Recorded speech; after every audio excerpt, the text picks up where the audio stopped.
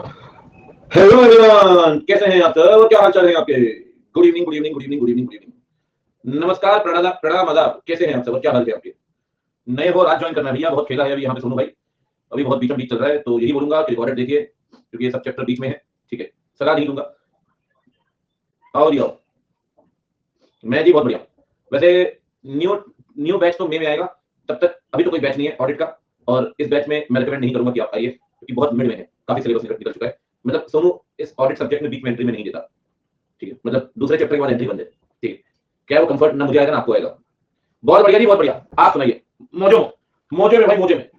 बाबा मेरा डिनर चालू हुआ तो कमेंट कम हो गया, ध्यान। अच्छा ठीक, खाओ जी खाओ। ठीक है टमाटर, कोई दिक्कत नहीं है। वो रोहन भाई भी घूम रहे हैं मोजा में। Happy birthday. किसका बर्थडे भाई आज? कहाँ इग्नोर करेंगे आपको? माउंटेन डी को टेंशन ले लो। अरे यार, ये तो पता नहीं कहाँ खा लिया। मंकी को हिंदी में कहते हैं बंदर, एवं बाबा सबसे सुंदर। हे भगवान, एक ही मैसेज 6 बार। डिनर में खाते हैं और हमारे बाबा हैं गोट। कहीं ये गलती समझ लेते हैं ना, डिनर में खाते हैं गोट, बाबा खाते हैं सुबह सुबह ओट। सही बात, सही बात बच्चों। नहीं नहीं, अरे मैं कहाँ भैया प्रसाद जी, मैं प्याज में हाथ न लगाऊं वैसी बात कर रहे हो। बाबा आपके बिना रात नहीं होता होती। ओट्स मैंने कल ही खाए, कल जगह मैंने ओट्स ही खाए। बहुत बढ़िया बच्चों, जीवन में और खा ही क्या है। ओहो, दीदी भी आई है, क्या बात है दीदी। रोहन भाई कुछ पतले चले हो या बढ़ते ही जा रहे हो? अरे ओट्स आपने मेरे हाथ के ओट्स नहीं खाए ना, तभी आपने ओट्स पसंद नहीं। मेरे हाथ के ओट्स खाओगे फैन रहोगे। खैर मैंने बनाए थे पिछली बार, 2 साल हो गए बात को। ठीक है,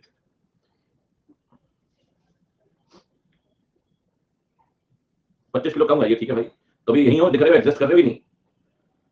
चलिए, टिल्लू अंकल घूम रहे हैं क्या यहाँ पे? अरे भगवान, ये दोनों दीदी आ गई, गोलू और टिल्लू, इनका यही। चलो क्या, भगवान भला करे इनका। ओ भगवान, चलो जी बच्चों शुरू करेंगे। बोलो अब हम क्या पढ़ेंगे? चाची को इंग्लिश में कहते हैं आंट, बाबा जी हमारे रजनीकांत। सर पकड़ लिया अपना। आज मैं शाक के देख रहा, दोपहर में एक बेचारा वैसे ही बड़े परेशान हुए एक से। फिर वो जाते कह रहे जोक को सुना दो। कह रहे प्लांट इतने स्लिम क्यों होते हैं, इतने फिट क्यों होते हैं? बोले क्यों? बोले वो लाइट खाते हैं। वो कह रहे जा तू यार यहाँ से।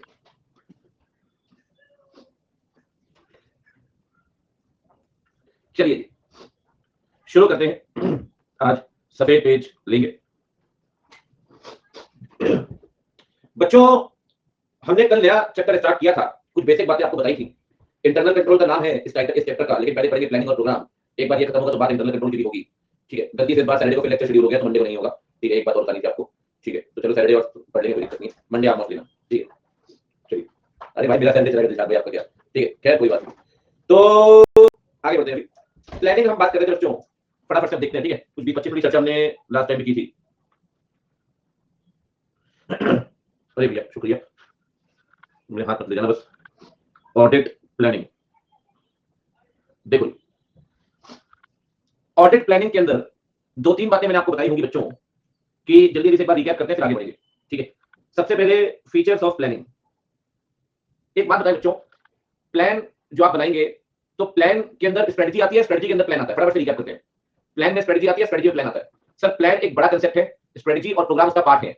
अगर आपको याद हो तो कल मैंने आपसे कहा था कि ये ऑडिट प्लान है, ऑडिट प्लान के अंदर audit strategy,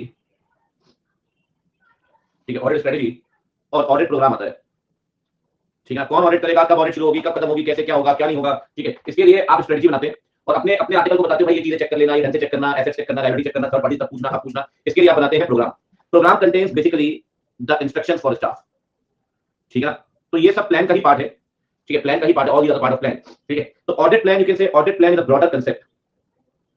audit plan is a broader concept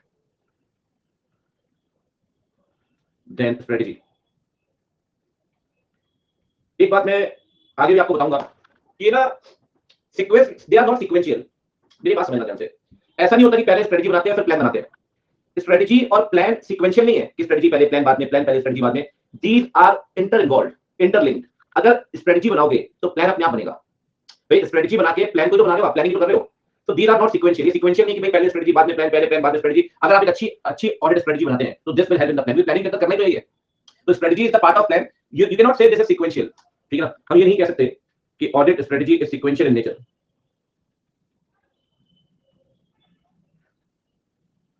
ऐसे लिखते हो audit strategy and audit plan they are not sequential, rather they are interrelated, rather they are interrelated, interrelated। ठीक है, क्योंकि अगर एक चीज अगर आप स्ट्रेटजी बनाओ तो प्लान अपने आप कहीं ना कहीं प्रोसीड करेगा। ठीक है, you can say formulation of strategy, formulation of strategy will amount to formulation of plan. अच्छा एक बात बताओ, ऑडिट प्लानिंग जो है ये कोई फिक्स्ड स्टेप है या कंटीन्यूअस प्रोसेस चलती रहेगी कि भाई प्लानिंग की खत्म हो गया फिर परफॉर्मेंस की रिपोर्ट दे दी है बच्चों? This is a continuous process, continuous.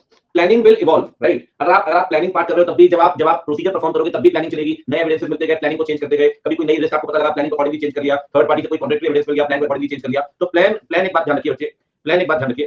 ठीक है, तो इस सिचुएशन में यहां पर, इस सिचुएशन में यहां पर हम ये कह सकते हैं बच्चा पार्टी कि प्लानिंग, ऑडिट प्लानिंग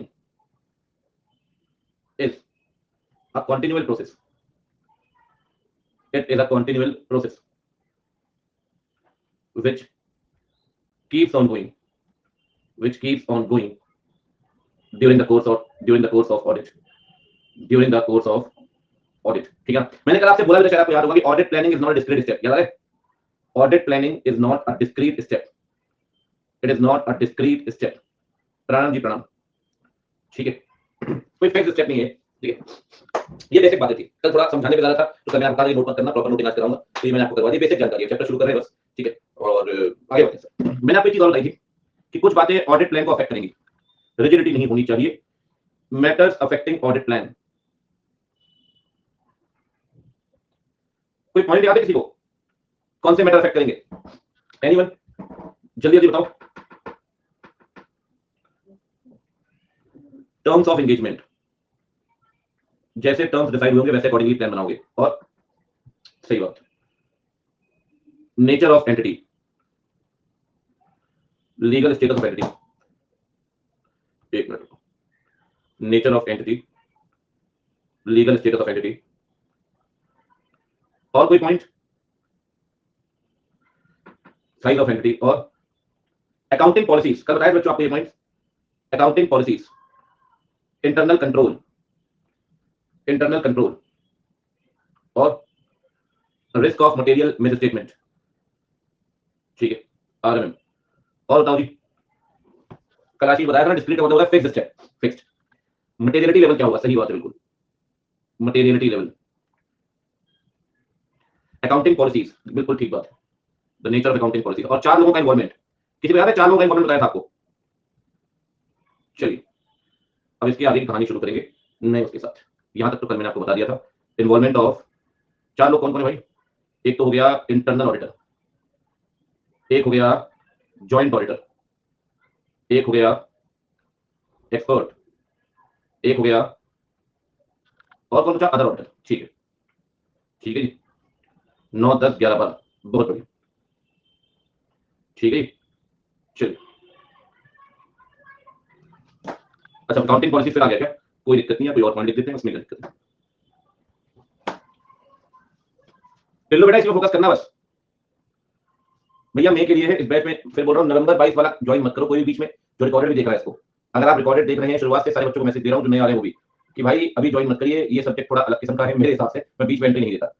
ठीक है, आगे बढ़ते हैं। तो ये तो हो गया जी। अच्छा, एक पॉइंट क्या लिखते हैं भाई? साइज ऑफ एंटिटी लिख देते हैं, कोई दिक्कत नहीं है, साइज ऑफ एंटिटी लिख देते हैं जी यहाँ पे। अच्छा, एक पॉइंट और रह गया फीचर्स में, फीचर्स में एक पॉइंट और है। कौन सा पॉइंट रह गया बच्चों? जल्दी बताओ। प्लानिंग फ्लेक्सिबल होगी या फिक्स होनी चाहिए? फ्लेक्सिबल होगी या फिक्स होनी चाहिए? Plan must be flexible, so it can be revised, so it can be revised as per circumstances।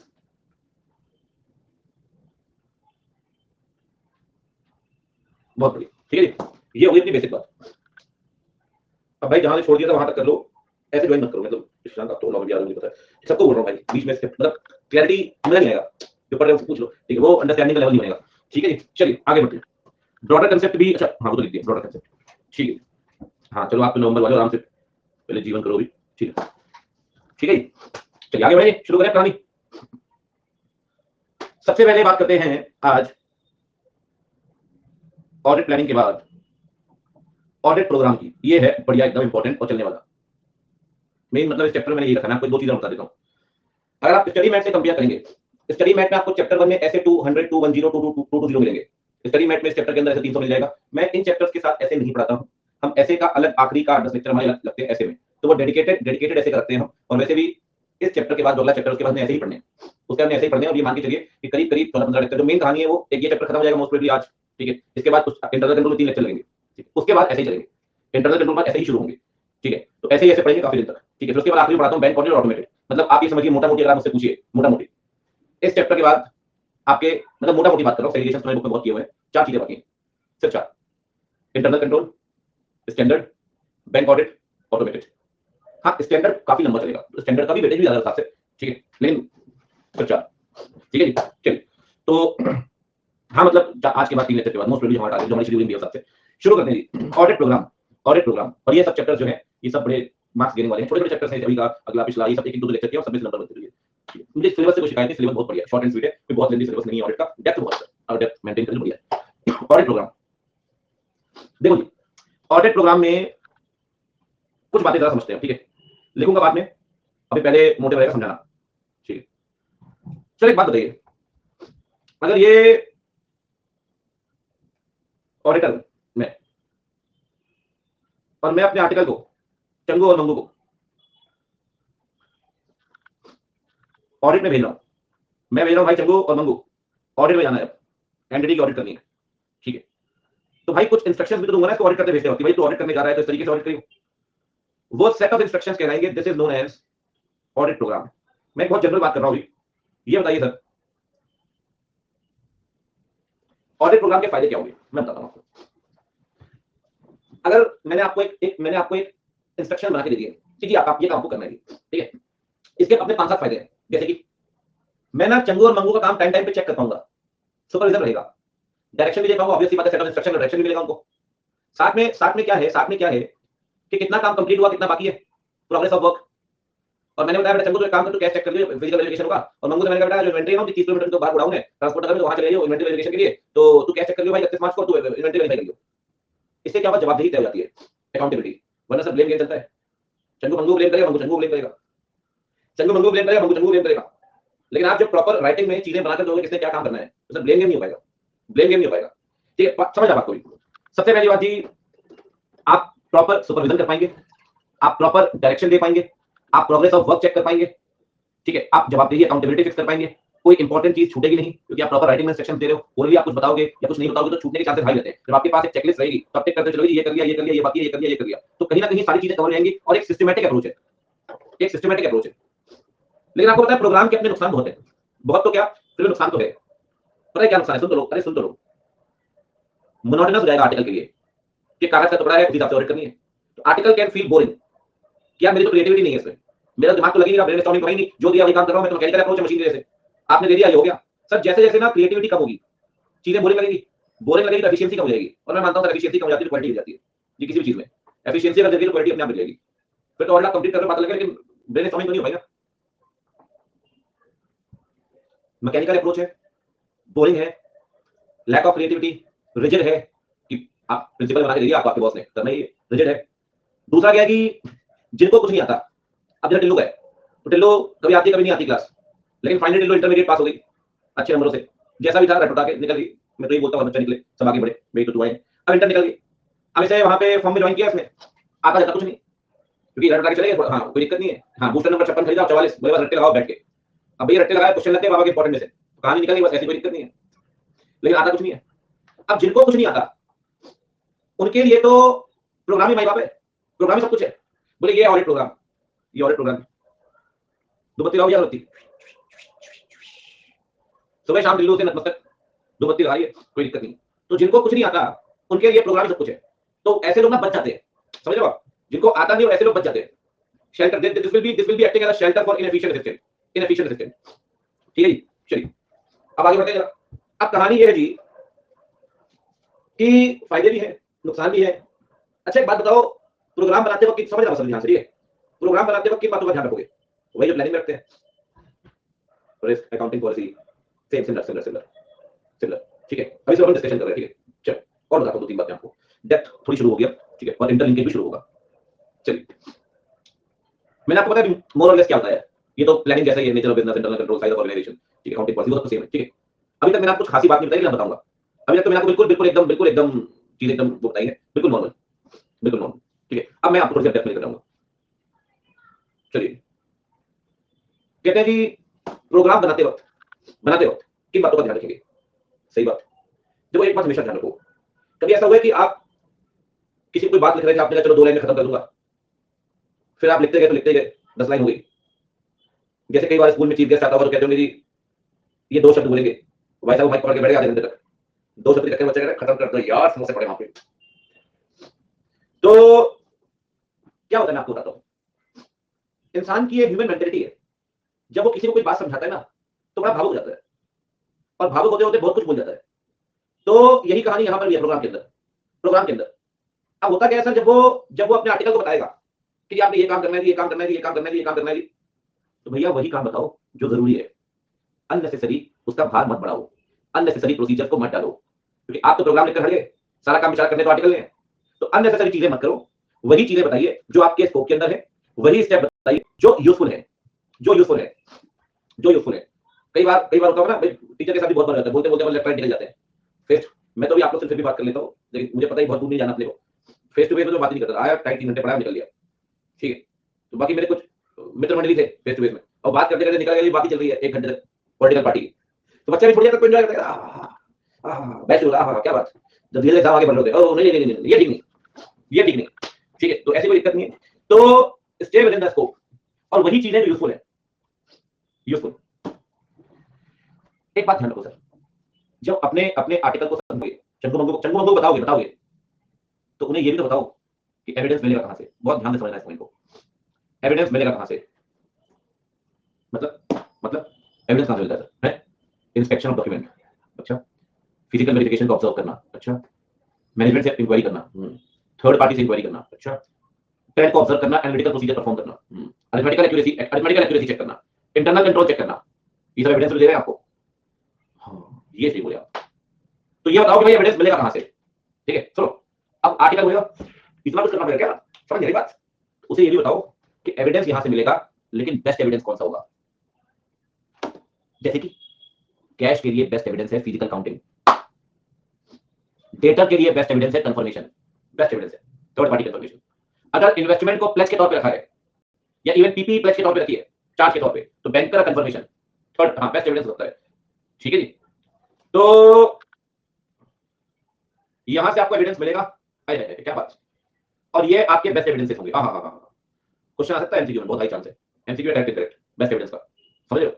Cash in hand के लिए बेस्ट एविडेंस अकाउंट, क्या होता है, इन्वेस्टमेंट को प्लेज किया, बैंक का सर्टिफिकेट। अच्छा, बुक डेट पढ़ लेना, कोई दिमाग घूम जाता है, कहना क्या चल रहा है, बुक डेट पे क्या किया, सुनो तो बुक डेट पे क्या किया, सारे एविडेंस लिख दिए पहले, सारे ledger, invoice, debit note, credit note, account statement, सारे एविडेंस है। लेकिन कुछ सपोर्टिव है, कोलैबोरेटिव मतलब होता है सपोर्टिव, ठीक है, कुछ कॉम्प्लीमेंट्री है, लेकिन balance confirmation procedure, it will provide greater satisfaction. सीधे लिख देता भाई, सीधे लिख देता,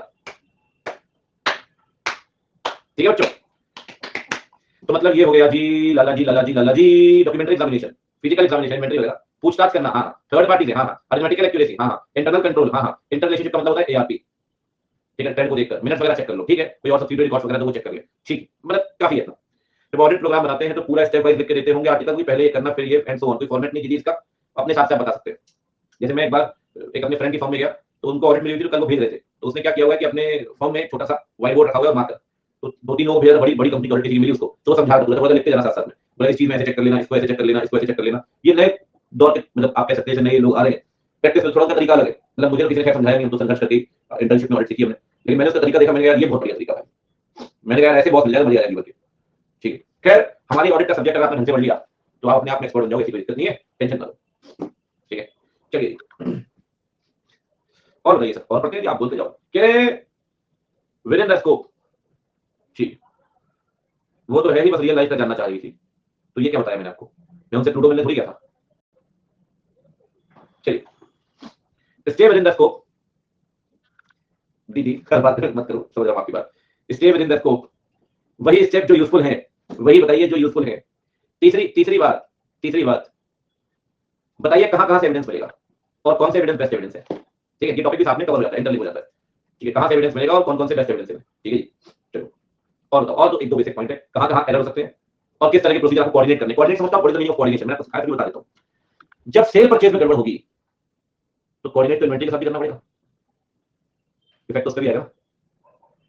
अगर cash cash purchase cash cell है तो कैश बैंक में फर्क आएगा। तो ऐसा नहीं है, हमने क्या किया मैं आपको बताऊं, अभी पिछले 2 मिनट में हमने क्या किया, we have coordinated the step, हमने तो कोऑर्डिनेशन किया है, यहां से देखा कौन से स्टेप कहां से एविडेंस मिलेगा, बेस्ट एविडेंस क्या है, तो आ गए यहां पे, ये भी तो कोऑर्डिनेशन ही है। ठीक है, तो ऐसा कोऑर्डिनेशन वहां भी करना होगा। ठीक है जी। अगर आपको याद हो कट ऑफ प्रोसीजर में हम फैक्ट्री के रजिस्टर भी चेक कर रहे थे, इन्वेंटरी को फिजिकली चेक भी कर रहे थे, ऑल्दो सेम परचेज का पढ़ा हमने, लेकिन पढ़ा तो इन्वेंटरी के बारे में भी ना। तो कोऑर्डिनेशन बहुत जरूरी है ऑडिट के अंदर भी, वो आप समझते हैं उन चीजों को, ऐसा नहीं है हमने पढ़ा है इन चीजों को। कोऑर्डिनेशन क्योंकि अकाउंट्स में आप खुद डबल एंट्री पढ़ते हो, डुअल इफेक्ट वैसे भी चीजों में आता है। ठीक है, चलिए अच्छी बात। अच्छा, अब क्या किया भाई, मैं आपको बताता हूं इंस्टीट्यूट ने क्या किया है। एक ये टॉपिक रखा कंस्ट्रक्टिंग, एक ये रखा डेवलपिंग। देखो, अगर आप मुझसे डिक्शनरी मीनिंग का फर्क पूछें तो इन दोनों में फर्क है। कंस्ट्रक्टिंग का मतलब होता है बनाना, डेवलपिंग का मतलब होता है बने हुए को आगे बढ़ाना। समझ रहे हो? कई बार कोई प्रोडक्ट बन जाता है, उसे डेवलप करते रहते हैं और एड ऑन चीज डालते रहते हैं, ये और एड ऑन और एड ऑन। अब जैसे ये एक बॉटल है जी मिल्टन की, ये हमने बनाई होगी पहली दफा, तो अब इसको ना ऐड ऑन करते रहते हैं, उनकी टेक्नोलॉजी तो वही होगी अंदर वाली कि भाई पानी गर्म रहना चाहिए। तो अब इसमें क्या है, अब ये धीरे धीरे डेवलपमेंट करते गए और ये भी सेम टेक्नोलॉजी बॉटल है, ये मिल्टन की है, ये मिल्टन की है, टेक्नोलॉजी सेम है, डेवलपमेंट करते रहते हैं। ठीक है, हाँ मतलब मैं एग्जांपल दे रहा हूँ सर कि भारत बायोटेक की कोविशील्ड आई, ये कोवैक्सीन आई, तो अभी भी वो डेवलपमेंट कर रहे हैं उस चीजों पे, पहली बार बनाई फिर उस पे बूस्टर ला रहे हैं, ये ला रहे हैं, वो ला रहे हैं। ठीक है,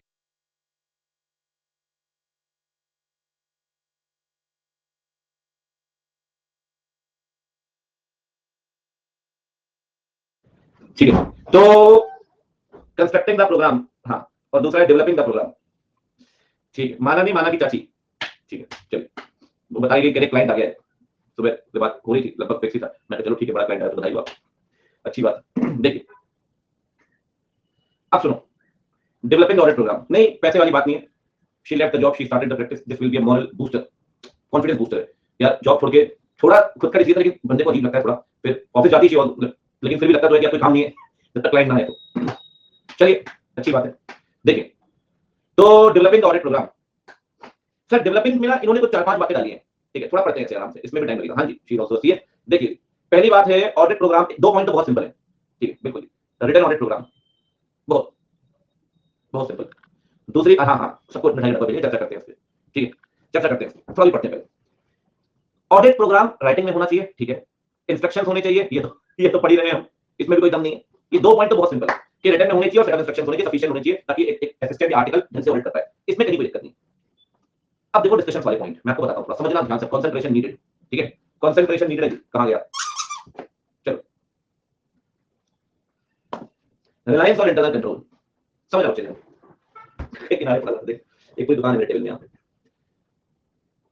जब हम ऑडिट प्रोग्राम बनाते हैं तो हम इंटरनल कंट्रोल पर रिलाई करते हैं, क्योंकि एक बात मेरी ध्यान रखिए, जैसा कंट्रोल होगा वैसे आगे के प्रोसीजर्स होंगे, वैसे आगे के प्रोसीजर्स होंगे। अगर कंट्रोल वीक है तो ज्यादा वाउचिंग करोगे, ज्यादा ट्रांजैक्शन चेक करोगे, ज्यादा पूछताछ करोगे, ज्यादा थर्ड पार्टी से बात करोगे। अगर इंटरनल कंट्रोल स्ट्रांग है तो थोड़ा लिमिटेड करोगे तो भी चलेगा। मैं एक बात कहता हूं सर, इंटरनल कंट्रोल पे रिलाय करके आप ऑडिट प्रोग्राम बना सकते हैं, बना सकते हैं, लेकिन अगर आपको शिवांगी वाले चक्कर में आएगा, ठीक है, डिस्कशन, लेकिन अगर आपको कहीं और से एक सफिशिएंट एविडेंस मिल रहा है, फॉर एग्जांपल थर्ड कंफर्मेशन, आपको लगता है इंटरनल कंट्रोल पे रिलाय नहीं करना तो मत करो। ये कहता है ऑडिटर में rely on the internal control, rely word लिखा, कंसीडर नहीं, रिलाय, रिलाय मतलब भरोसा करना। हाँ देख लो, समझ लो कंट्रोल कैसा है, लगे भरोसा नहीं करना, मत करो, मत करो, भरोसेमंद नहीं है, मत करो। ऑडिटर को ऐसा लगता है जब दूसरी जगह से ज्यादा एफिशिएंट एविडेंस मिल सकते हैं एसएनए, तो हम इंटरनल कंट्रोल पर भरोसा क्यों करें। बात तो सही है सर, जब आपको ऐसा लगता है कि एंटिटी आपको गुमराह कर रही है, इनके लोग आपको गलत जवाब दे रहे हैं, थर्ड पार्टी आपको बेटर एविडेंस दे रही है, तो सर हम क्यों बात करें इनसे, और हम बेसिकली क्यों इनके कंट्रोल पर रिलाय करें, जो कंट्रोल ठीक नहीं है, जब कंट्रोल ठीक नहीं है। तो सर एक्चुअल में ये कहा गया है कि आप इंटरनल कंट्रोल पर रिलाय कर सकते हैं, इट इज नॉट मैंडेटरी। कल को एक 2 नंबर का करेक्ट इनकरेक्ट आपके सामने मिलेगा जिसमें ये बोलेगा आपसे institute, it is mandatory to rely on internal control while developing audit program. Sir it is not mandatory, it is not mandatory. आपका मन करे रिलाय करो, नहीं मन करे मत करो, मैं लिखा हुआ है, मैं फिर नीचे लिखा है ना, मत करो रिलाय अगर आपको कहीं और से एविडेंस मिल रहा है। ठीक है, it is not mandatory to rely on internal control. लेकिन मैं आपसे क्वेश्चन पूछता हूं, क्या इंटरनल कंट्रोल को चेक भी ना करें, या चेक करें, देखें कंट्रोल कैसा है, भरोसे करने लायक है या नहीं, क्या करें। सर चेक तो करेंगे, इंटरनल कंट्रोल चेक तो करेंगे, चेक करेंगे तभी तो डिसाइड कर पाएंगे ना कि रिलायबल है या नहीं। बिना चेक करे कैसे होगा, बिना चेक करे कैसे होगा, बिना चेक करे कैसे होगा। ठीक है, दूर कहीं जाकर, कहीं दूर जाकर इन्होंने टॉपिक रखा हमारे इंस्टीट्यूट में अपने स्टडी मैप में। ठीक है जी,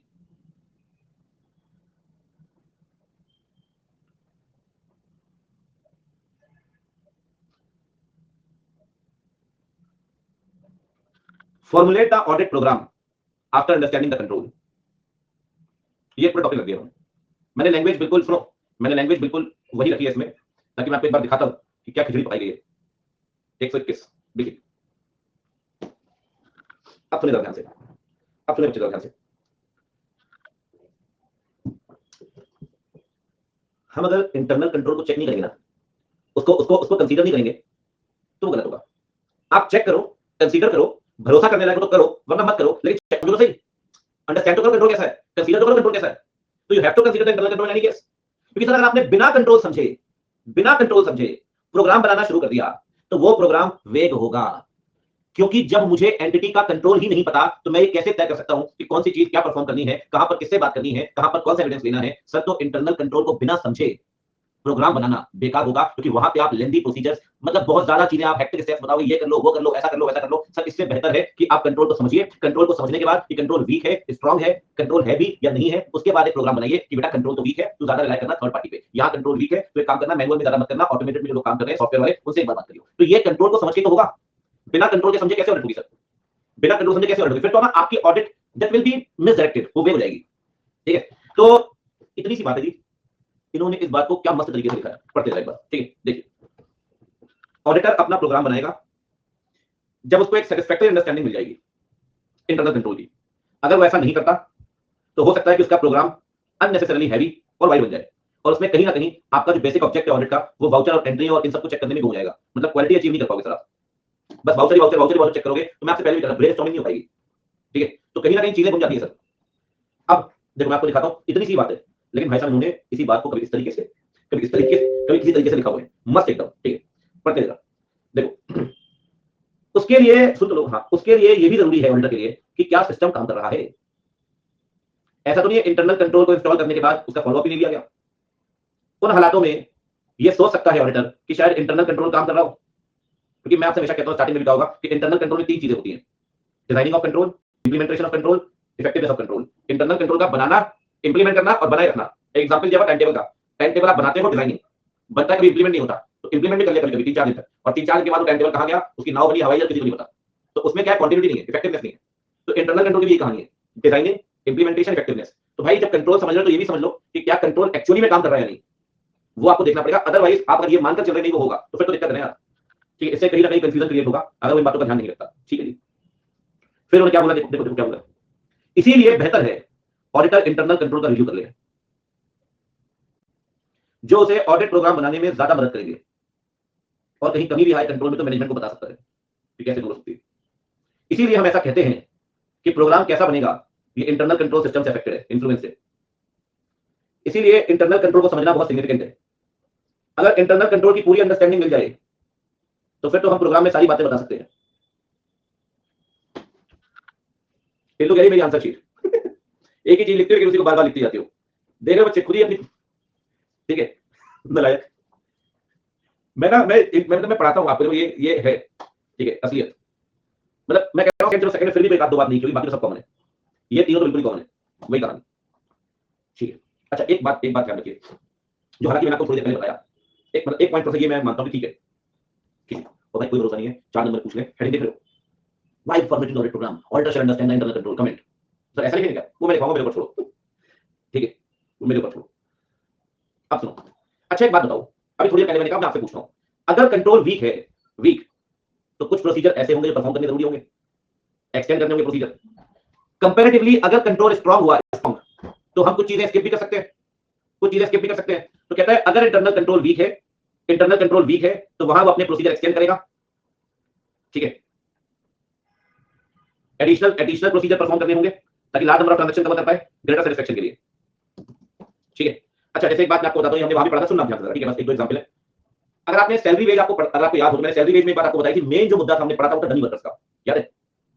कहता है नॉर्मली वेजेस की डिस्ट्रीब्यूशन ऑडिटर चेक नहीं करता, डेली पे वर्कर होते हैं फैक्ट्री के अंदर, तो अब डेली पे वर्कर कहां तक आप चेक करते हैं, नॉर्मली चेक नहीं करता। लेकिन अगर इंटरनल कंट्रोल वीक है, वीक, तो सर हो सकता है डमी वर्कर्स हो, तो फिर ऑडिटर वहां चीजें देखेगा, वेज डिस्ट्रीब्यूशन चेक करेगा, उसे अपने प्रोग्राम में शामिल करेगा, ताकि वो चेक कर सके किसी में वर्कर एग्जिस्ट कर रहे हैं या नहीं। ठीक है, ये कुछ नहीं है, ये एक्सप्लेनेशन है जो हम करते आ रहे हैं, वही डिस्कशन है जो हमने किया, बस एग्जांपल दे दिए कि अगर इंटरनल कंट्रोल वीक हुआ तो सारा चीजें चेक करनी पड़ेगी, जो कंपैरेटिवली आपको हेल्प करती है। ठीक है, अब क्या रहा है, अब क्या रहा है, अगर इंटरनल कंट्रोल को लेकर वो सेटिस्फाइड है, सेल्स वगैरह को लेकर, ही सेटिस्फाइड, ठीक है सब कुछ। तो वो ना कभी भी चीजें चेक कर सकता है, 20 March, 22 March, 25 March, 31 March, 5 April, at any time nearby. लेकिन सर अगर कंट्रोल वीक हुआ तो हो सकता है इस साल की सेल को अगले साल की सेल दिखा रही हो, और अगले साल की सेल को इस साल की सेल दिखा रहे हो। कट ऑफ प्रोसीजर परफॉर्म करना पड़ेगा, और अल्टीमेटली 31 मार्च को ही आपको चीजें चेक करनी पड़ेगी exactly on the date of the year closing, ताकि इंटरमीडिएट पीरियड का रिस्क खत्म कर दो। पढ़ा था हमने कई बार इन्वेंटरी के अंदर भी आपने पढ़ा है कि चलो 31 मार्च को फिजिकल वेरिफिकेशन नहीं कर पाए तो 10 अप्रैल कर लो, तो 20 और 10 दिन इंटरमीडिएट पीरियड के एडिशनल प्रोसीजर परफॉर्म करके एक्स्ट्रा एविडेंस दे सकते हो। लेकिन सर कहीं ना कहीं रिस्क तो फिर भी इंटरमीडिएट पीरियड का, 31 मार्च 10 अप्रैल को चेक कर रहे हो, रिस्क तो फिर भी 2 वर्ष की खत्म कर दो अगर कंट्रोल वीक हुआ तो, अगर कंट्रोल वीक हुआ तो।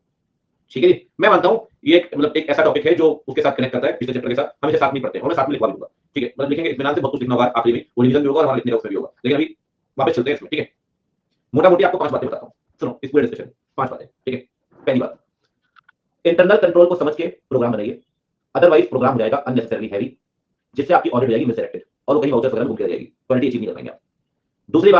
दूसरी बात, इंटरनल कंट्रोल बना है तो क्या चल भी रहा है या नहीं वो चेक कर लो, इफेक्टिव भी है या नहीं, कंटिन्यू भी है या नहीं वो चेक कर लो। इंटरनल कंट्रोल में कहीं कमी है तो वो चेक कर लो, और अगर कमी है तो मैनेजमेंट को भी बता दो, और मैनेजमेंट को बताओ तो ठीक कैसे कर सकते हैं, इंप्रूवमेंट का सजेशंस दे दो। ठीक है, साथ में अगर इंटरनल कंट्रोल स्ट्रांग है, स्ट्रांग, तब थोड़े बहुत प्रोसीजर कम भी परफॉर्म करोगे तो भी चलेगा, जैसा डेटा के अंदर पड़ा कि अगर इंटरनल कंट्रोल स्ट्रांग है तो डेटा और सेल्स को 20 मार्च, 22 मार्च, 25, 5 अप्रैल, 2 अप्रैल, 10 अप्रैल को भी चेक कर सकते हैं।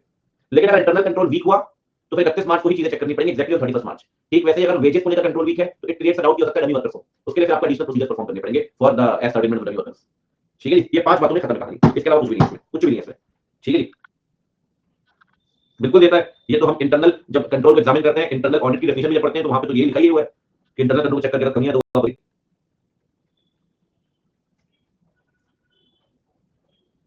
चलिए,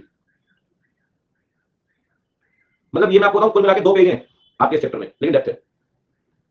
ठीक है, देखिए अब है चौथा पॉइंट, वॉलंटियर लिंकेज जबरदस्त नहीं करता तो पूछ रहे हो, बता रहे हो, देखो एक नैतिक जिम्मेदारी है, अच्छा बता रहे हो, ठीक है, थैंक यू। आगे बढ़ते हैं।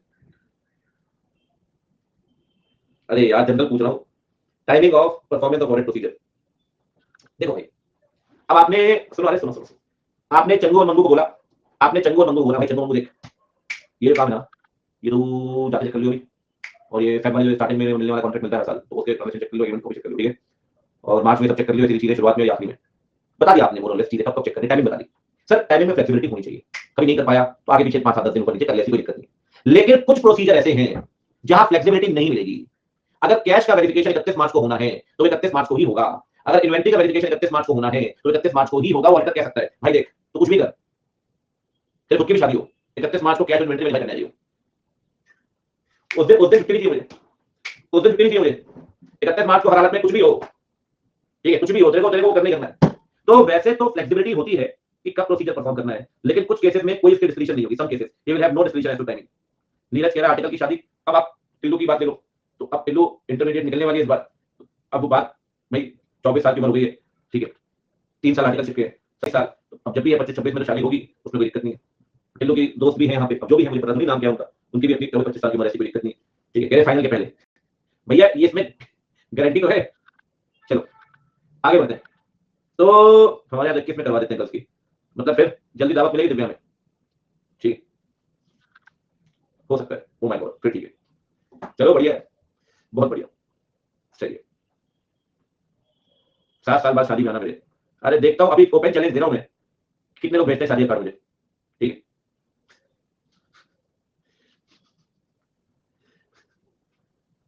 चलो बढ़िया, ठीक है। जसमीत कह रहा मैं आपकी क्लास में इनवाइट करूंगा, अब पता नहीं 6-7 साल बाद कहाँ रहेंगे यार, ठीक है, पहाड़ों में बैठे होंगे ये भी नहीं पता। चलिए आगे बढ़ते हैं, कह रहे व्हाट्सएप करेंगे चला जाएगा, व्हाट्सएप में मेरी इन्विटेशन भी ले लेना, ठीक है।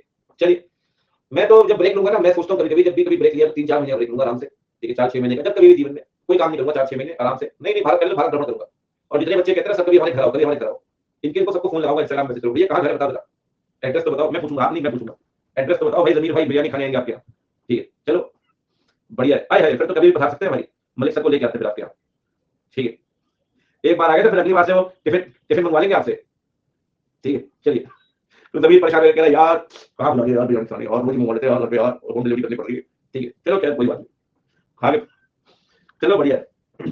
मंजूषा कहते मैं अपना खुद का घर बनाऊंगी तब आप आना, अच्छा मतलब ऐसे अलाउ नहीं होगा, नहीं कुछ कई भाई पेरेंट्स खतरनाक होते हैं, ऐसी बात नहीं, कौन टीचर कड़ी नहीं टीचर है। और अगर मेरी क्लास देखने का तो बस क्लियर करके ये कौन टीचर है, टीचर आएंगे सर आएंगे, ठीक है ओके। तो ऑडिटर के बाद भाई फ्लेक्सिबिलिटी है, जो प्रोसीजर परफॉर्म कर सकता है, ठीक है। तस्वीर कह रहा मुझे पहली बार निकला हुआ है, हद ऊपर बड़ी है, जब डांटते ऊपर ले जाता हूं जाके, ठीक है भाई वही है। जम्मू के हो आप लोग? जम्मू तो आते रहते हैं, बड़ी है वहां, एक बड़े परम मित्र रहते हैं हमारे अखनूर में, गांव चन्नी, चलो बढ़िया। तो आते पढ़ते हैं, बच्चे ना वेट कर रहे होते हैं, अब 40 मिनट हुए, अभी तक सर ने कोई यहाँ वहां की बात नहीं की, अब सर का बांध टूट रहा है, हमारे 120 में से 5 मिनट तो मस्ती के हैं, वो मत लेके जाओ, ठीक। देखो ऑडिटर के पास चैट में देखो, स्पीड देख रहे हो आप चैट में, अभी अगर पूछ लूंगा यहाँ सब्जेक्ट के बच्चों और विजन करते हैं, बच्चों कमेंट क्या बोल रहे हो यार। देखो ऑडिटर के 5वीं बार बोल रहा हूं, जाओ, ऑडिटर के पास फ्लेक्सिबिलिटी होगी कि वो कोई भी प्रोसीजर परफॉर्म कर सकता है, लेकिन कुछ केसेस में उसके पास कोई ऑप्शन नहीं है, कुछ केसेस में उसके पास कोई ऑप्शन नहीं है। जैसे कि अगर इन्वेंटरी कैश के बैलेंस 31 मार्च को करने तो करने, ठीक है, करने तो करने, ठीक है, करने तो करने, उसमें वेरी करनी है। 5वीं बात, अभी तक 4 बातें बता चुका, मस्ती बंद करो जल्दी से बच्चा वाड़ी। प्रोग्राम ऑडिट प्रोग्राम रिटर्न होना चाहिए, सर इंस्ट्रक्शंस देगा, कंट्रोल पे रिलाई कर सकते हैं, नहीं भी लाइन दिक्कत नहीं, टाइमिंग फ्लेक्सिबिलिटी होनी चाहिए, लेकिन कुछ चीजों फ्लेक्सिबिलिटी अलाउड नहीं है, जैसे कि इन्वेंटरी कैश बैलेंस 31 मार्च क्वालिफिकेशन, यहां पे फ्लेक्सिबिलिटी अलाउड नहीं है, ठीक है। और 5वां पॉइंट समझिए मस्त एकदम, देखो मैं आपको बताऊं एक पॉइंट, इस पे इंटरलिंक है, इस पे इंटरलिंक है, समझो क्या होता है सर। ऑडिट प्लानिंग कब शुरू होती है, ये पिछले साल की ऑडिट खत्म होगी, इस साल की प्लानिंग शुरू हो जाएगी, भैया आपको 5 साल के लिए अपॉइंट किया है, तो पिछले साल की ऑडिट खत्म, इस साल की प्लानिंग शुरू। मैं आपसे एक बात पूछता हूं, क्या 5 साल के लिए ऑडिट प्रोग्राम सेम रखोगे कि एक बार वाले 5 साल तक चल रहा है कि पीरियोडिक रिव्यू करते रहोगे, कि पीरियोडिक रिव्यू करते रहो, क्या चेंज की जरूरत है क्या? पीरियोडिक रिव्यू जरूरी है, जरूरी है, जरूरी है। कह रहे हैं प्लानिंग शुरू होती है पिछले साल की ऑडिट कंप्लीट होने पर, सही बात है, बिल्कुल सही बात है, ठीक है ना। तो कहते हैं ऑडिट प्रोग्राम को रिकंसीडर करिए मॉडिफिकेशन के लिए, जैसे जैसे ऑडिट आगे बढ़ेगी you have to consider the program for modification. यहां से हम एक और टॉपिक की तरफ आगे बढ़ते हैं, उसका नाम है पीरियोडिक रिव्यू। समझ रहे हो से यार, एक बात ध्यान रखो, जब आप कहीं भी ऑडिट करें तो समय बीतेगा तो प्रोग्राम का रिव्यू तो जरूरी है। कई बार क्या होता है बच्चे कि क्लाइंट के ना ऑपरेशंस भी बदलते हैं, ऑपरेशंस भी बदलते हैं। जैसे भाई आप गए थे ऑडिट करने, फॉर एग्जांपल कोई भी ले लो यार, ये ले, क्या नाम है इनका, स्मूथ रोस्टेड आमंड, लो जी रोस्टेड आमंड, ठीक है। अब इसके अंदर रोस्टेड बादाम पड़े, समझ बात को ध्यान से, ठीक है। अब बच्चों रोस्टेड बादाम पड़े इसके अंदर, आप इसकी ऑडिट करने के लिए गए, ठीक है। तो आपको पता होगा ना, हर मैंने आपसे पहले भी कहा है, हर बिजनेस की अपना नेचर होता है, हर बिजनेस का अपना रिस्क होता है, ठीक है। हर बिजनेस की अपनी लिमिटेशंस होती है, हर बिजनेस की अपनी कैरेक्टरिस्टिक्स होती है, उसके हिसाब से चीजों को समझते हैं, कंट्रोल समझते हैं, प्रोग्राम बनाते हैं। अब एक बात बताना मुझे, अगर ये कंपनी आमंड के साथ साथ फॉर एग्जांपल कुछ और चीजें बनाना शुरू कर देती है, लाइकवाइज ये बनाना शुरू कर देती है pizza, ready to eat food, ये बनाना शुरू कर देती है फॉर एग्जांपल स्टेशनरी आइटम्स, कुछ भी ये बनाना शुरू कर देती है, फॉर एग्जांपल वॉलेट और बेल्ट ये बनाना शुरू कर देती है, पेन पेंसिल। तो एक बात समझना बच्चे, एक बात समझना, क्या आपका प्रोग्राम स्टेशनरी बिजनेस के हिसाब से बनाया था आपने? आपका प्रोग्राम तो इस ड्राई फ्रूट के हिसाब से था। तो सर एक बात बताओ, जब क्लाइंट अपने ऑपरेशन चेंज करेगा तो क्या ऑपरेशन को ऑब्जर्व नहीं करेंगे हम कि भाई क्या ऑपरेशन से क्या बदलाव हुआ? क्योंकि आपको प्रोग्राम बदलना है, इसीलिए हम टाइम टाइम पे ऑपरेशंस का पीरियोडिक रिव्यू करते हैं कि क्या ऑपरेशंस में कहीं कोई बदलाव है क्या, क्या क्लाइंट कोई नया बिजनेस शुरू कर रहा है क्या क्लाइंट कोई नई पॉलिसी लेकर आ रहा है क्या। क्योंकि सर अगर क्लाइंट ने इसके साथ साथ प्रिंटिंग स्टेशनरी का बिजनेस शुरू कर दिया तो आपको अपना प्रोग्राम चेंज करना पड़ेगा, अदरवाइज अगेन आपका प्रोग्राम पूरी तरीके से मिसडायरेक्टेड जाएगा, आपकी ऑडिट एक मजाक के सिवा कुछ और बन के नहीं रहेगी, क्योंकि आपके एफर्ट्स ही मिसडायरेक्टेड है, क्योंकि उसने अपना नेचर ऑफ ऑपरेशन चेंज कर लिया और आपका प्रोग्राम अभी भी पुराने दौर से चला आ रहा है, पुराने बिजनेस के हिसाब से। भाई इसीलिए कहते हैं पीरियोडिक रिव्यू क्लाइंट का भी करो, क्लाइंट की एक्टिविटीज का भी करो, क्लाइंट की एक्टिविटीज में कहां बदलाव है उसका भी करो, क्योंकि अगर क्लाइंट के बिजनेस में चेंज आएगा तो आपको अपना प्रोग्राम भी चेंज करना पड़ेगा। अगर आप प्रोग्राम चेंज करते रहेंगे तो ठीक रहेंगे, अदरवाइज आपका प्रोग्राम ऑब्सोलीट हो जाएगा। अगर आपका प्रोग्राम ऑब्सोलीट हो गया तो चीजें खराब हो जाएंगी sir, audit will be misdirected and the auditor will be liable for the legal consequences and audit will be nothing more than a farce, वो मजाक के अलावा कुछ बन के नहीं जाएगी। इस पे एक लैंडमार्क केस है और मैंने बच्चों से हर बार बोला इंपॉर्टेंट है, आप ही समझिए कि पिछले 4 अटेम्प्ट में 2 बार क्वेश्चन आया पीरियोडिक रिव्यू से, मैं आज फिर कहता हूं कि जरूरी नहीं कि इस बार ना आए, इस बार भी आ सकता है, बड़ी बात नहीं, ये बड़ा इंपॉर्टेंट है, ठीक है। तो इसमें मैंने आपको सब समझा दिया था, पढ़ते हैं, ठीक है। कहता है सर ये केस का नाम है, कुछ ही केस आपको ध्यान रखते हैं, पुराने प्रोग्राम से कुछ भी हेल्प तो ले सकते हैं ना, मैं ये नहीं कह रहा, हेल्प तो आप पुराने से लेंगे, मॉडिफाई तो करना है तो मॉडिफाइड प्रोग्राम करेंगे ना, लेकिन आपने मॉडिफिकेशन नहीं किया तो ऑडिट तो आपकी मिसडायरेक्टेड हो जाएगी ना उस केस में। इस केस का नाम ध्यान रख लेना। और कॉपी के आखिरी में कुछ केसेस, मतलब ज्यादातर केस आपको ध्यान नहीं रखने ऑडिट में, इतनी के कुछ 5-7 केस है वही ध्यान रखते हैं, उसमें ये नाम लिख लेना लिस्ट ऑफ केसेस में, Pacific acceptance corporation limited versus forces and others. मैं तो कहता हूं हमेशा बच्चों को याद भी करवा देता हूं, आपको याद करवा देता हूं, Pacific acceptance corporation versus forces and others. नहीं कॉपी के आखिरी में लिख लो, उसमें लिखो पैसिफिक एक्सेप्टेंस, रुकना कॉपी नहीं मिल रही,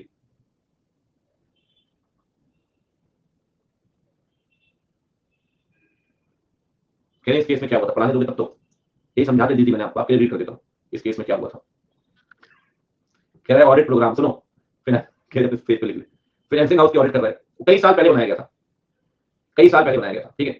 तो उन्होंने क्या किया कि वो व्हीकल फाइनेंस कर रहे थे पहले, अब उन्होंने अपना बिजनेस चेंज करके रियल एस्टेट फाइनेंसिंग कर लिया आपके क्लाइंट ने।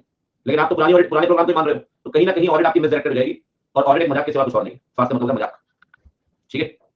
यही बात यहाँ लिखी है, कह रहा है पीरियोडिक रिव्यू होना चाहिए जी प्रोग्राम का, क्योंकि कोई भी बिजनेस पॉलिसी अगर चेंज होती है और आपको नहीं पता ये बात, तो आप ऑडिट करोगे ऑब्सोल्यूट प्रोग्राम की बेसिस पे, कहीं ना कहीं आपकी लापरवाही होगी, ऑडिटर लायबल होगा and you have to face legal consequences, ठीक है जी। Specific acceptance corporation versus force others, मेरी कॉपी मेरा फ्रेंड ले गया, आप फ्रेंड को ले जाओ, कोई दिक्कत नहीं, आगे बढ़ते हैं, ठीक है।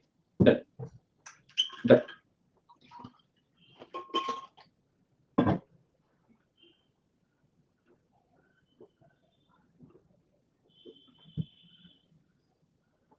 कहते हमारे फ्रेंड तो नाच कर रहे हैं। एक बात है, एक से बढ़कर एक कलाकार है इस क्लास में, सबको बांध के रखना पड़ता है, वरना भाई साहब ये यहाँ वहाँ कहाँ घुसा सिंह लेकर सब लिखवाएंगे जी। अभी बहुत लंबी कहानी लिखवानी है, अभी बहुत लंबी कहानी लिखवानी है, सब लिखवाऊंगा मैं, टेंशन ना लो। अच्छा हेडिंग में लिख दो जुडिशियल केसेस, हेडिंग में लिख दो जुडिशियल केसेस, कॉपी के आखिरी में ये लिख दो, और इसके सामने लिखो पीरियोडिक रिव्यू, पीरियोडिक वहां पे आखिरी periodic review of the audit program, periodic review of the audit program, of the audit programme.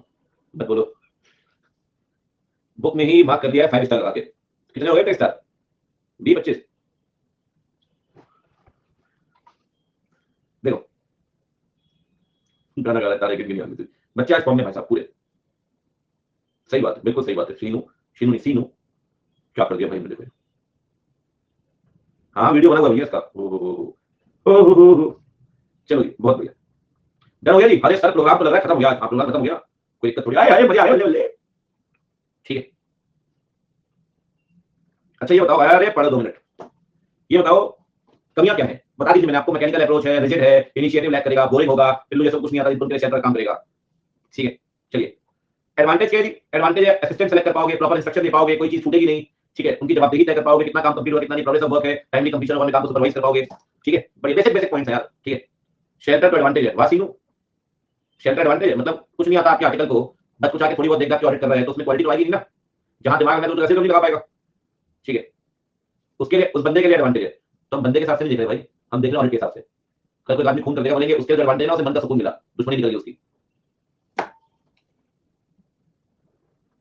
चलिए। ये मैंने आपको पहले पढ़ा दिया था। अच्छा एक बात बताओ, ये वर्ड सुना आपने कभी? शायद मैंने आपको पढ़ाया होगा स्टार्टिंग में, कैश के अंदर सरप्राइज चेक, ओरल डिस्कशन है। अगर एक टॉपिक है जो मैंने रखा हुआ है स्टडी मेट में, आपको ऐसे मिलेगा, लेकिन फिर मैंने कोई पूछ ले इंस्टीट्यूट आपसे, आप कुछ चीजें रख पाए, ओरल बता देता हूं, ऑल तो हमने पढ़ा हुआ है, फिर भी ओरल आपको बता देता हूं। सुनो क्या है बच्चों, कि सरप्राइज चेक का मतलब क्या होता है कि मैनेजमेंट को पता होता है यार कि ऑडिटर कब आएगा, क्या चेक करेगा, तो आप उसे सरप्राइज दे दो, बोले हमारी ऑडिटर ही अगले हफ्ते मंडे से शुरू होगी। मैंने कहा ठीक है, बहुत टाइम है, आज मंडे, अगले मंडे से आएगा, तो देखते हैं। अगले दिन पहुंच ऑडिटर, सरप्राइज, कैसा लगा सरप्राइज? मैंने कहा बहुत बुरा, बहुत ही बुरा। फिर आप कैसे? बस मैं ऐसे, फिर आप कैसे? मैं ऐसे, तो चेक करना क्या निकाल। तो सरप्राइज दे सकते हैं टाइमिंग को लेकर, पहली बात, किसको लेकर? टाइमिंग को लेकर। दूसरा दूसरा हो सकता है सरप्राइज एरिया को लेकर। आपने बोला जी मंडे को ना अपन इन्वेंटरी चेक करेंगे,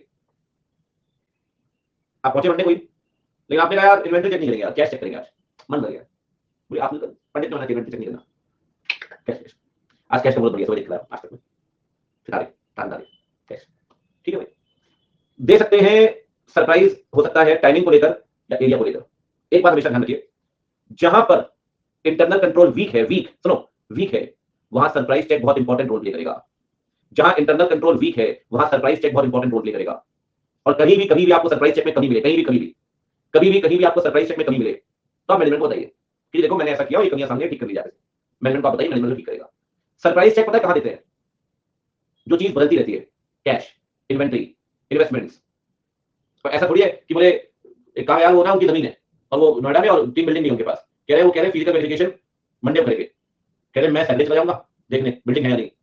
अरे भाई मंडे को बिल्डिंग लाने थोड़ी कर देगा वो यार, ये तक हाँ लगाओ, ये पीछे बिल्डिंग खड़ी कर भैया, 5 घंटे की बिल्डिंग लगी है, अल्ट्रा आ रहे हैं, हमारे अल्ट्रा आ रहे हैं, 5 घंटे की बिल्डिंग लगी है, कितना कह रहे हैं इतना, बोले अच्छा चलो उठा, ठीक है 5 घंटे की बात, ठीक है कोई दिक्कत नहीं है, बहुत बढ़िया, ठीक है। तो बढ़िया है, कोई दिक्कत नहीं है उस केस में, तो वहां करिए जहां चीजें बदलती रहेंगी, ठीक है। ये बिल्डिंग तक में डाल के जाओ, सही बात, ज्यादा कुछ है नहीं, एक जनरल डिस्कशन है।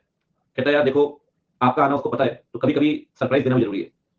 सरप्राइज दो टाइमिंग को लेकर या एरिया को लेकर, ठीक है। और अगर सरप्राइज चेक कर रहे हो तो प्रोग्राम का पार्ट भी बनाना, ऐसी कोई दिक्कत वाली बात नहीं है। अपने जन्म को बताओ बेटा ऐसा करना है कि सरप्राइज देना, कि इन्वेंटरी कैसे चेक करेंगे, आपके तो मना भी कर सकता है, नहीं ये इन्वेंटरी लेगा चेक करने को, ऐसे कैसे, नहीं ऐसे ही होगा, कोई सरप्राइज चल जाएगा, ठीक है, ठीक है, ओके। तो अगर कहीं कोई गड़बड़ी है तो वो ये बात मैनेजमेंट को बताइए, ये बात मैनेजमेंट ठीक करेगा। और सरप्राइज चेक वहां जरूरी है जहां चीजें बदलती रहेंगी। इन्वेंटरी है, इन्वेस्ट मस्ती मत करो, इन्वेंटरी है, कैश है, इन्वेस्टमेंट्स हैं, बुक्स हैं, ये सब, ठीक है। कह रहे मॉडिफाई करने की धमकी देंगे आपको, आपका बॉस ऑडिट रिपोर्ट को हाथ भी लगाने देगा, धमकी देंगे आगे चलकर। गजब लोग हैं भाई साहब, एक नंबर, बेहतरीन। चलो अब लिखना शुरू करेंगे कहानी, रिवीजन भी करेंगे और वो भी करेंगे। चलिए, मेरे बॉस तो इतने स्ट्रिक्ट है, कभी क्लाइंट से बात नहीं करने देते। भैया मुझे स्ट्रिक्ट कम, मुझे से ज्यादा लग रहे हैं। आगे बढ़ते हैं, ऑडिट प्रोग्राम। चलिए देखिए, सबसे पहले बात करते हैं मीनिंग की। आप क्लाइंट क्लाइंट प्लेस में कहीं ऐसा ऑडिट करते हो, सोच नहीं आते, क्लास में कई बार हो जाती है, क्लाइंट ऑडिट करते हैं, वाउचर लेके आओ तो मीनिंग जल्दी जल्दी बताओ, what is the meaning of audit program? जल्दी जल्दी बोलो भाई, what is the meaning of audit program? It is a set of instructions containing audit procedures to be performed. Audit procedures to be performed. बहुत समय देंगे आप देखना इसको ना, and it is provided to the audit staff.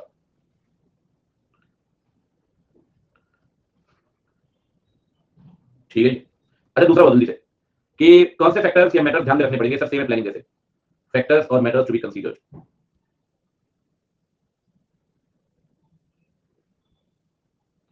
Same,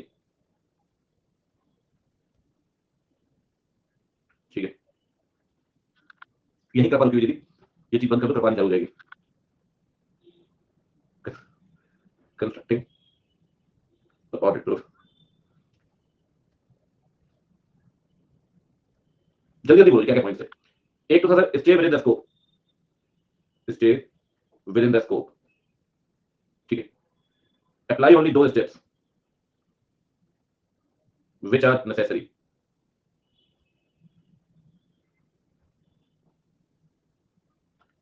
तीसरी बात बताओ, तीसरी बात है जी, डिटरमाइन, वो दूसरी जगह चिपका रहा है भाई, evidences available and identify the best evidence.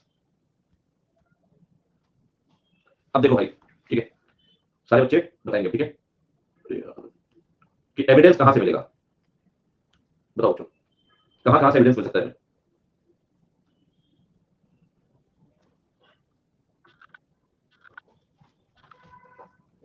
पहली बात, अरे बहुत सिंपल है यार, inspection of records documents, inquiry with management PCWG, external confirmation with third party, external confirmation with third party, और क्या है बच्चे, एनालिटिकल प्रोसीजर्स। और कहां कहां से एविडेंस मिलेगा? मिनट्स चेक कर सकते हैं मीटिंग के, सही कह रहे हो आप, examining the minutes of meeting, और और checking the arithmetical accuracy,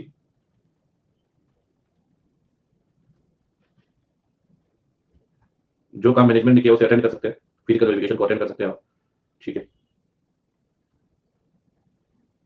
attending the procedure perform by management, internal control check कर सकते हैं, ठीक है जी, काफी है। लिखना सारा है जी यहाँ पे, मतलब जो बिल्कुल रेलेवेंट है, ठीक है, ठीक है जी। अब इसमें एक चौथी बात है जी, आपको बताना है नई चीज की बेस्ट एविडेंस कहां से मिलेगा, बताओ जी, कोई बता सकते हैं आप बेस्ट एविडेंस कहां से मिलेगा? बिल्कुल बताएंगे बेस्ट एविडेंस कहां से मिलेगा। कैश का बेस्ट एविडेंस कहां से मिलेगा बच्चे? कैश का बेस्ट एविडेंस है फिजिकल काउंट। अच्छा ये बताओ आप दूसरा, हाँ, डेटर्स का, ट्रेड रिसीवेबल का, ये हो सकता है sir balance confirmation, balance confirmation. और थर्ड कौन सा है जी? थर्ड है जी, हाँ, इन्वेस्टमेंट प्लेस्ड विथ बैंक, तो बैंकर सर्टिफिकेट, बैंकर्स कंफर्मेशन, ठीक है। और क्या बताएगी इनको, आप ये बताइए जी, पॉसिबिलिटीज ऑफ एरर, कहाँ कहाँ दिक्कत हो सकती है, और कोऑर्डिनेशन कैसे करना है, कोऑर्डिनेशन कैसे करना है, कोऑर्डिनेशन विद द, मैं एक बार बताऊं, जब भी हमने चीजों को रिलेट किया है ना विद द प्रोसीजर्स, जिससे रिलेट किया वो ज्यादा इंपॉर्टेंट है। अब जैसे बॉक्स में लिखिए दो चीज ज्यादा इंपॉर्टेंट है कंपैरेटिवली, ठीक है। प्रोग्राम में उसमें गए तो थोड़ा सा इंपॉर्टेंट रेलेवेंट चीज थी, जैसे पीरियोडिक रिव्यू लिंक किया, periodic review is more important, ऐसा होता है अगले वाली में डेवलपिंग में, ठीक है जी। अब बताइए जी, डेवलपिंग का प्रोग्राम में क्या आएगा, हम क्या कर रहे हैं, ऐसे समेट भी जाएंगे, लेक्चर में पढ़ा के और लिख भी लेते हैं साथ में, एक बार रिवीजन भी हो जाएगा और नोट्स भी तैयार हो जाएगी, ठीक है। डेवलपिंग में 5 चीजें थी, 5। पहला था सर, तो प्रोग्राम मस्ट बी रिटन। दूसरी बात है कि इसमें सेट ऑफ इंस्ट्रक्शंस होंगे, it must contain sufficient details to act as instructions for assistant.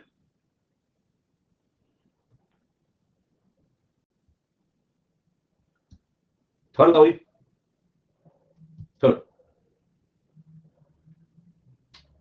Auditor can rely on the internal control, can rely, but if he is able to obtain S&A evidence elsewhere, he may wish not to rely, ठीक है। चौथी बात timing की होगी, auditor can have flexibility in time for performing the audit procedure, लेकिन कुछ चीजों में फ्लेक्सिबिलिटी नहीं मिलेगी बच्चों, तो बता सकते हैं मैनुअल कि फ्लेक्सिबिलिटी कब नहीं मिलेगी, नो फ्लेक्सिबिलिटी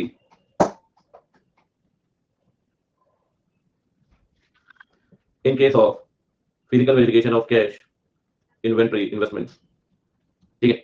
अच्छा बताओ, प्लानिंग शुरू कब होती है, प्लानिंग शुरू होती है पिछले साल के ऑडिट कंप्लीट होने पर, तो क्या हम ऑडिट प्रोग्राम को मॉडिफिकेशन के लिए कंसीडर नहीं करेंगे, बिल्कुल करेंगे जी। Planning starts on conclusion of previous year audit, and audit program must be considered for modification। सही बात, कसाटा कसाटा स्लाइड बन गई है, कसाटा बोल रहा हूँ, बहुत खाई कसाटा मैंने, ठीक है। चलिए जी, कोई जरा स्लाइड को देखे, बोले इस तरफ क्या किया भाई साहब आपने और इस तरफ क्या किया, ये बच्चों की कॉपी है, हाँ, शुरू के 2 घंटे और आखिरी 45 मिनट, ऐसे बना बना के आंसर लिखते हो, अकाउंट्स में लाइन पेंसिल, आखिरी के तो लाइन भी खींची, खुद लिख रहे हैं, समझ लिया अपने लिख लिया, ठीक है। अच्छा और बताओ, अरे कोई 2 घंटे बैठो आराम से, चलिए बहुत बढ़िया।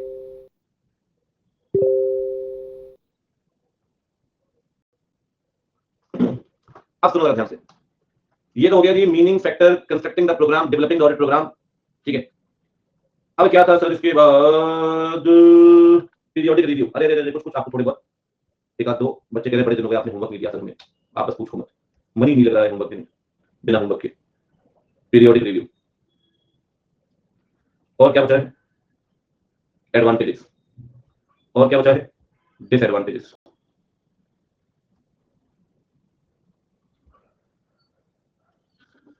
देखो जल्दी बताओ बच्चों, पीरियोडिक रिव्यू का मतलब क्या है यहाँ पे, कहता है कि ऑडिटर मस्ट, अरे मत की बताओ, auditor must perform periodic review of the audit program, ठीक है बच्चे। वो ये कंसीडर करेगा कि क्या क्लाइंट के ऑपरेटिंग पॉलिसी में, क्या उसके बिजनेस ऑपरेशन में कोई बदलाव आया है या नहीं आया, ठीक है। He must consider that if there any change in the operations or business of the entity,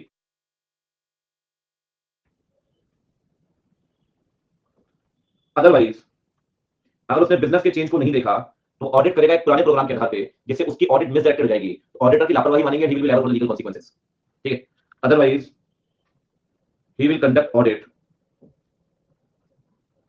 on the basis of obsolete program, obsolete मतलब होता है पुराना, outdated, obsolete programme,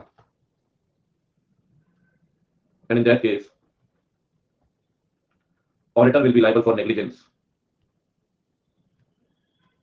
and have to face legal consequences, multiple meanings है श्वेता, ठीक है। एक बात बोलते हैं मजाक कैसे बात है, ये वो मजाक, ठीक है। चलिए केस क्या भैया, पैसिफिक एक्सेप्टेंस कॉर्पोरेशन, बिल्कुल है, सुभाष नगर वाला और कुशाम्बी वाला, फोर्सिप एंड अदर्स, ठीक है जी। अब बताओ जी एडवांटेज ये मैं आपको दे रहा हूं ग्रह का, ग्रह का। अच्छा यार, भाई लिखवाना है, आप रोज कह रहे हो, चलो लिखवाते नहीं समझते, वरना पक्का कर लिखवा दूंगा। ये होमवर्क दिया हूं, सिंपल है, इसमें कहीं कोई फाइट नहीं है, सॉर्टेड है, लिख लेना है। ये कुछ नहीं है यार, मैं सही बता रहा हूं, मुझे पता है क्या, इस चक्कर में ना वो रह जाएगा जो बहुत जरूरी है। क्या समझ गए?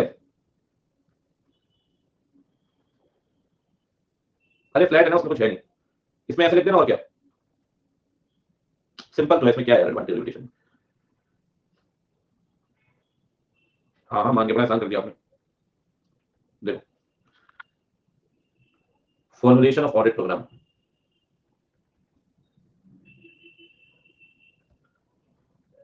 हाँ हाँ आपसे विचार नहीं संसार में, after considering the internal control. ज्यादा पटक पटक करोगे ना, ये वाला हमको दे दूंगा, नहीं ये नहीं भगवान के लिए, ठीक है। देखो पॉइंट सुना, सिंपल सिंपल, ठीक है।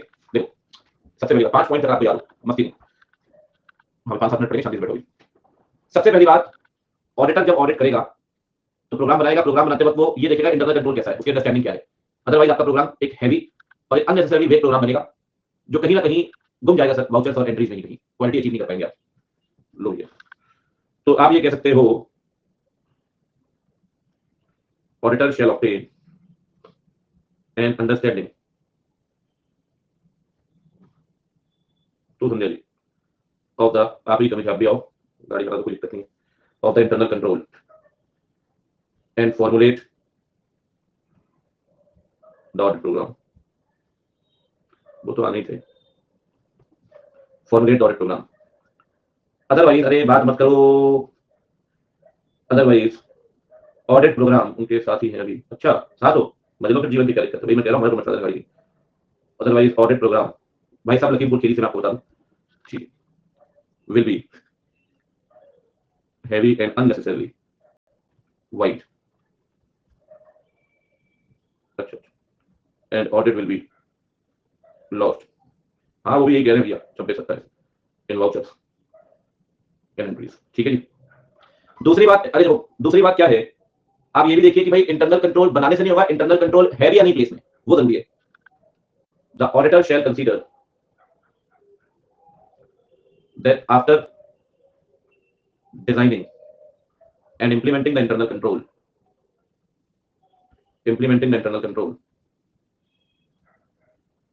that whether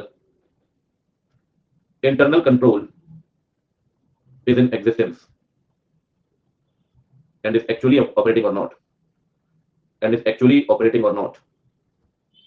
ठीक है। अगर आपने ऐसा नहीं किया,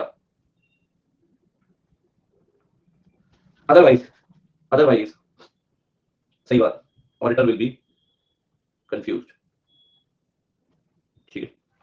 चलिए तीसरी बात बताइए, तीसरी बात क्या थी, इंटरनल कंट्रोल को समझोगे, अगर उसमें कहीं कोई कमी है, तो वो मैनेजमेंट को बताओगे इंप्रूवमेंट्स के लिए। देखो यार एग्जाम डिले हुआ था तो मुझे तो पता था दे दिया आएगा, बहुत लोग जल्दी आएगा, लेकिन सर इतने सारे बच्चे हैं, ठीक है, तो वो टाइम तो लगेगा ही।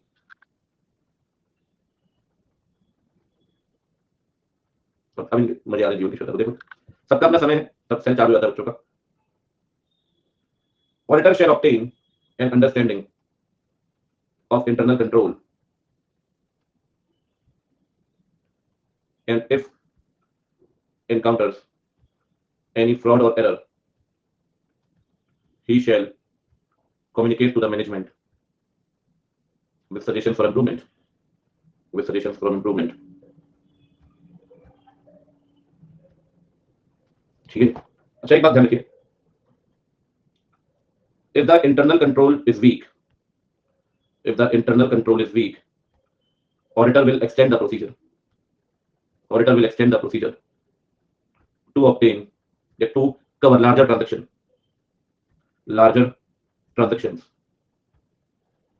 for greater satisfaction। इसमें दो एग्जांपल दिए, थोड़ा सिस्टमैटिक इसमें अरेंज कर रहा हूं, दो एग्जांपल दिए थे बच्चों, एक एग्जांपल था आपको याद हो, जल्दी बोलो, पहला एग्जांपल था भाई वेजेस का, if internal control with respect to distribution of wages is weak, then there can be dummy workers.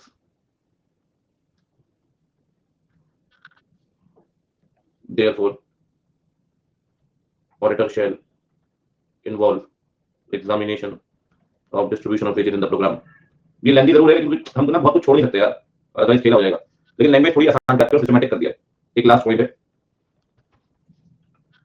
कि if the internal control, ऐसे लिख देते ना, if the internal control is strong, auditor can limit his procedures. इसमें cell वाला example दे देते हैं। If internal control system with respect to sales and trade receivables is strong, auditor can examine on any nearby date to the end of financial year. Otherwise, if internal control system is weak, he shall examine exactly on the balance sheet date. लो जी, ठीक है, बढ़िया, आपका chapter ready है इन 3-4 slides में, ठीक है, कोई दिक्कत नहीं है। पहली स्लाइड, मोहन भाई सिर गिर गया फाइनली आपका लैपटॉप में, ये वाला चैप्टर खत्म है, ठीक है। इसके बाद इंटरनल कंट्रोल कल स्टार्ट होगा, ठीक है, चलिए इंटरनल कंट्रोल, सही बात।